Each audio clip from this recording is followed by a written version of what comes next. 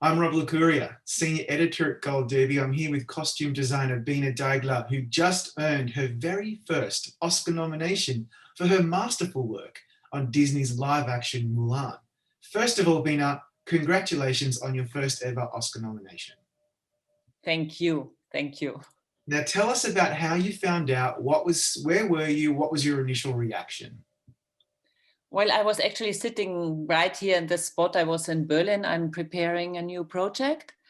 And I was lucky because my daughter was with me, and my assistant from Mulan is also on the same project. So we were together and we just listened to it. And then it was amazing. We got the good news. And we celebrated here with my crew, and it was amazing. What does it mean to you professionally and personally to be recognized by the Motion Picture Academy?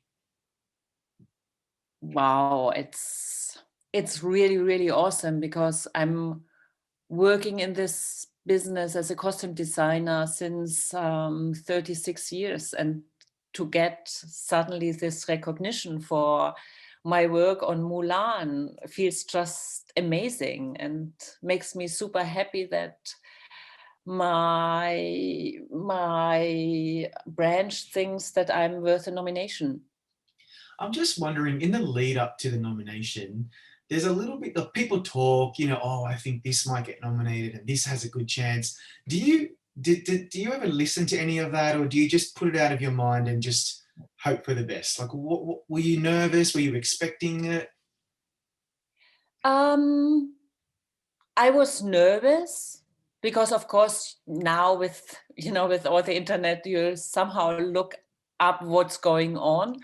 And then a lot of people said, like, I think you get a nomination. I think you get a nomination. And I just said, no, let's just not think about it, because you never know. Because I think really there are so many good works out there, so many good works, and that didn't get a nomination. So you know that there's a chance and there's no chance. That's right.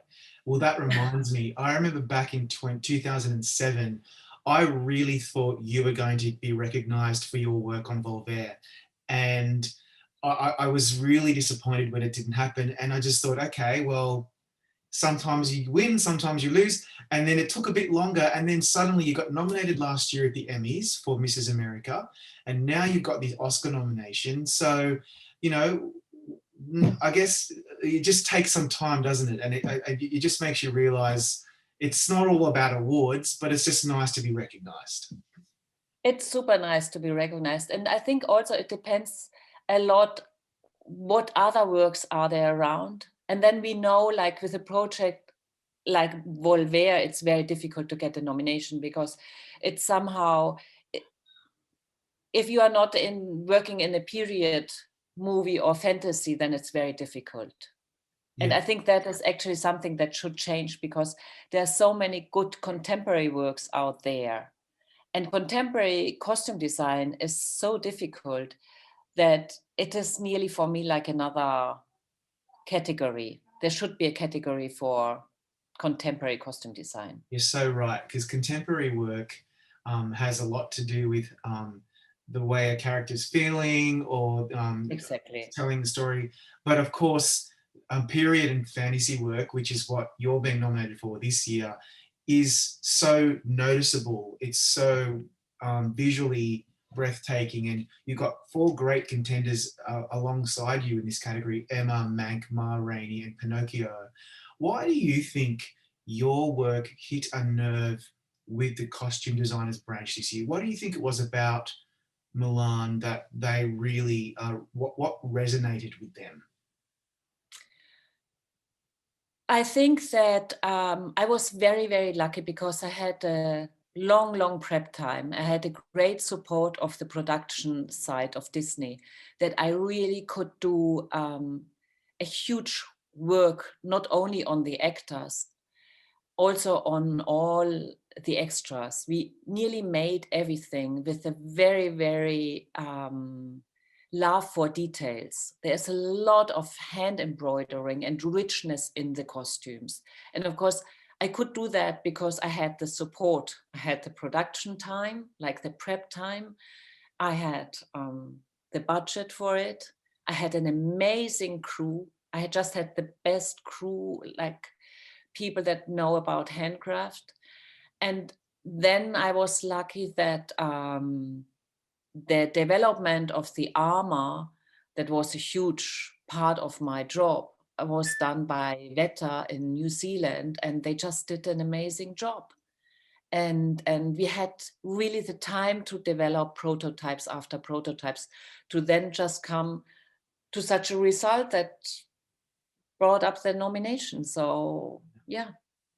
You know, I was wondering when I was watching the film for the second time with my kids, and I was thinking, you're delicately balancing the authenticity of that period of Chinese history, but you're also designing for a Disney fantasy film. And I'm just wondering, was it difficult at all to balance those two aesthetics properly? um, I didn't feel that it was difficult for me because I didn't feel that I was obligated to do something like a documentary. I I think I treated it with a lot of respect. You know, there were some things that I really are completely correct to to Chinese history, but then it is a fantasy movie. You know, it is really a fantasy. I took it like a inspiration. My inspiration was based on a very intense research, but then I just was able to fill it up with a lot of fantasy, and to make it tasteful to the big audience. That was somehow my idea. Yeah, Um, that's exactly what I mean, because you're not making like a reality TV show or a documentary about Chinese history. It's set in China and it's about a Chinese legend, but there are so many fantastic elements to it. And one really good example, the one that I always go back to because I loved the work you did on Gong Li's Sorceress, and I'm sure everyone wants to talk to you about this. Breathtaking work. What was what was inspiring your designs for her look? Well, that is a very interesting costume because at the beginning we had a complete different idea for her. It was a much more airy and like soft costume design, and then we realized that actually she's also somehow a warrior. She was fighting her whole life to make her place, because you know, I think the beautiful thing about Mulan is the story that we try to tell, that a female warrior can do the same as a man, and we want to encourage like young women to fight for their rights, for their ideas, for their life. And actually the witch was doing the same, but she always like failed, and it was so difficult. So then we realized that perhaps she should also wear something like an armor, because she was imprisoned in her own character, and she couldn't get rid of her armor. That instead Mulan could, and she gets rid of her armor and finds the truth, and the witch somehow could never do that. So we realized that I wanted to have something really much more stiff and go also into the armor direction. And then of the colors, and also for her crown, the inspiration, the word was the hawk, the animal, the bird. And so that came out that we designed these costumes for her. Yeah, I mean, her performance is amazing too, obviously, but her look is so striking. Not what I was expecting at all from the film. That being said, I was expecting and hoping for a lot of deep reds and some of that militaristic look that you get in the regiments and the soldiers. Was there anything in particular from that element of the film that you found surprising, or that where you went into a different direction from what you expected? Um, no, I think that I was very, very pleased about the red for Mulan. I was just very pleased because I thought that it really supported her. It really made her powerful, and that also you always find her immediately. You always know where she is, and I think red somehow stands up for power and for her, also for her spirit. And I really liked it to see how much it helped in the environment and on the locations that she was dressed in red. I really liked that. Yeah, Uh, absolutely. It's such a it's like the hallmark of that of what we expect from Milan is that deep red, which you utilize quite a bit. I was also thinking, and this comes up with the sorceress because of her makeup work and also the visual effects. It reminds me that there are so many departments that are all working together to tell the story. And is it difficult to strike a balance between what the makeup department's doing and what the visual effects team's doing and so forth to make it all look streamlined? Like, how do you work with the other departments? for me, the other departments are super, super important. I always try to connect with them, and I'm always looking forward to have time with them. For example, I had always what we called once a week quality time with Denise Kum, the makeup artist, where we just like it was our time, an hour for us, and we talked about everything about work, but also about, because we are friends, just where we are at, and you suddenly just it all grows together. And the same with Grant and Major. We really were always like trying to meet and work together. And with Sean Faden, we communicated and we exchanged our ideas and our concept art, because I think that it's very, very important for the creative process. And then, of course, like I was so lucky that I had Nikki Caro, because we know us already, we worked already before together. Yeah.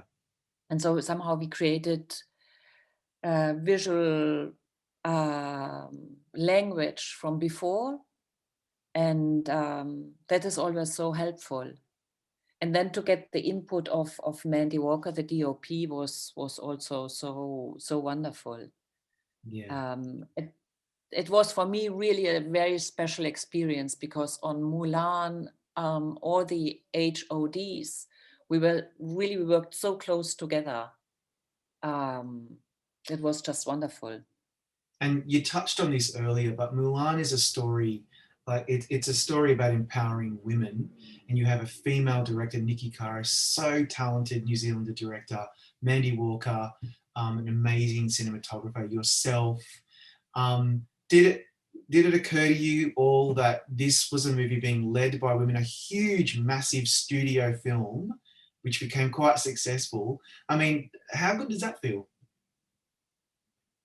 Well, we were super proud, of course. We were super proud. I am super proud of Nikki, and because she pulled it off, and she is just such a great leader on an adventure like Mulan. And it was a great experience to be in the meetings, and just to realize that it's nearly 50-50, women, men. And I think that there is a change, and it will be more and more like that. I hope so. Uh, We could only hope. Um, and speaking of Nikki, I know that you've worked with her before, and it always occurs to me with heads of department like yourself, where you work with the same director often. I mean, obviously, your work with Pedro Almodovar is another example. Some really amazing auteurs. Why what is it because of that visual language and that shorthand that you develop with these directors is why you want to keep going back to them? Yes, I enjoy it a lot when I work the second time or the third time with the director, because you have so many shortcuts. Um, and you are a little bit ahead already. You don't have to find out their way, how they want to work, or their language or their needs. So when it is the second time, you just go, what? Here, that is my direction. This is our direction. And here we go. And it makes the work just easier. Yeah, And yeah, it's helpful. I can imagine. My final question, Bina, is about I would imagine as a layman that for a costume designer, one of the major challenges is to strike a balance between aesthetically amazing and interesting and practically functional. Maybe it's not, maybe because you're an experienced person, it's not a problem. But I just wonder if it does come up when you're like, I want this to be spectacular, but it has to work for the actor on set. How is that dynamic for you? Well, that is often a very struggling moment.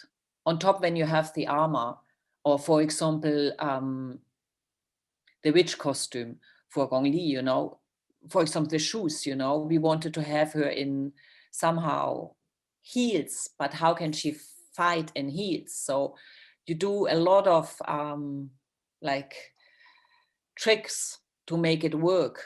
So she had, I think, 5 different pair of boots and different heights and different like manufactured, so that it works for her, that she can run. And on the other side, like, you have this beautiful boot that looks like very fashion, very modern. And so that is, you just have to have great ideas and the knowledge of handcraft and what you can do. Um, and for example, the armor of Mulan, that was the good thing, that I worked with Weta and they were so experienced and had like so many tricks to make it work, that the costume looks like it is metal and very stiff, but on the other side, you could also appreciate all the movement. When she was flipping around, the skirt was like flipping with her. And that was something that I really wanted to achieve. See, and for those of us who have no idea, we would never pick up on that stuff. And that's why I always like to bring it up so that people can see how difficult your job actually was. But yeah, good luck on Oscar night. You never know what will happen. And if you end up winning an Oscar, then you get to take it. Well, I guess you'll have it back home in Germany. Yes, let's see. All right. It's just great to be nominated. It's wonderful.